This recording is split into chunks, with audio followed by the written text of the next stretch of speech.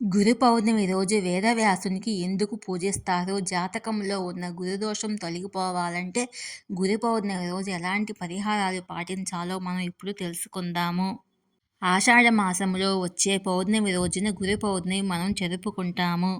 మహర్షి వేదవ్యాసుడు జన్మించిన రోజునే మనం గురు పౌర్ణమి జరుపుకుంటాము. ఈ ఏడాది గురు పౌర్ణిమ జూలై 21వ తేదీన వచ్చింది. జాతకంలో గురుదోషం ఉంటే తొలగించుకునేందుకు గురు పౌర్ణమి చక్కని రోజుగా భావిస్తారు.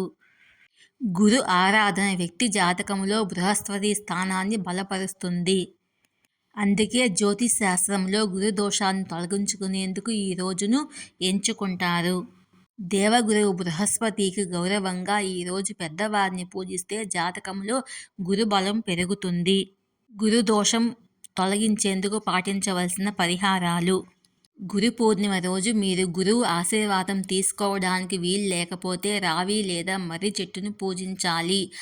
ఆవుకు మేత తినిపించాలి. వీలైతే బ్రాహ్మణుడికి తీపి పదార్థాలు ఇవ్వాలి. ఇలా చేయడం వల్ల జ్యోతిశాస్త్రం ప్రకారము బృహస్పతి అనుగ్రహంతో మీ జీవితంలో ఎదురయ్యే అవరోధాల నుంచి బయటపడతారు.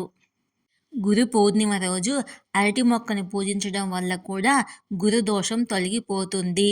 పసుపు వస్త్రాలు ధరించి బృహస్పతి మంత్రాలను 108 సార్లు పఠించాలి. ఈ వీడియో మీకు నచ్చినట్లయితే లైక్ చేయండి, షేర్ చేయండి, సబ్స్క్రైబ్ చేసుకోండి.